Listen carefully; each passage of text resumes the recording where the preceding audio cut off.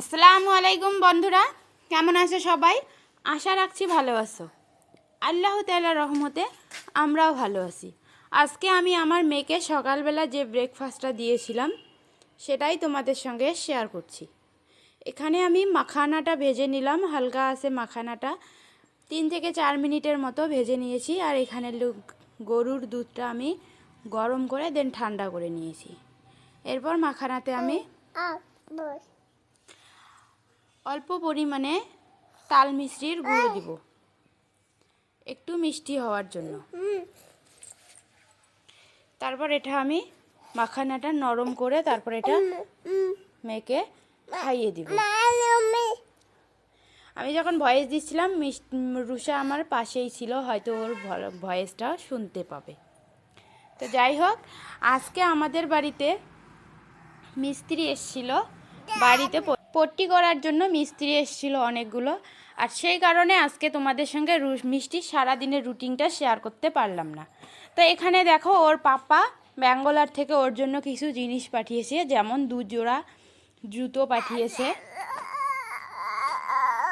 জুতো দিয়েছে 2 জোড়া, চানার প্যাকেট দিয়েছে 3টা, আর ওর জন্য দিয়েছে এই 2 জোড়া জুতো ওর জন্যে পাঠিয়েছে। তো এইটা হচ্ছে একটা চানাচুর, মানে ঝুরি ভাজা, ব্যাঙ্গালোরের ঝুরি ভাজা। এরপর দিয়েছে ব্যাঙ্গালোরের একটা বড় একটা চানার প্যাকেট। চানাটা বেশ সুন্দর লাগছে, খেতে বেশ ভালো লাগে চানাটা। এরপর দিয়েছে একটা কাজু বাদাম।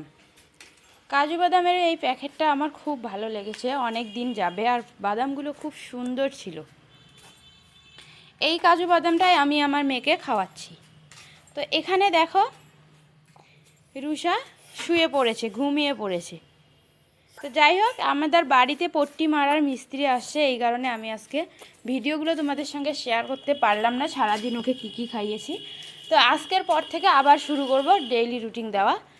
ভালো থাকবেন, সুস্থ থাকবেন, নেক্সট ভিডিও আসলে দেখে নেবেন। এই হচ্ছে আমার মেয়ে, ও খেলছিল, আমি ভিডিওটা করছিলাম। বাড়িতে মিস্ত্রি আসছে জন্য আমাদের বাড়িটা এখনও অবধি গোছালো হয় নাই। যাই হোক, ভালো থাকবেন।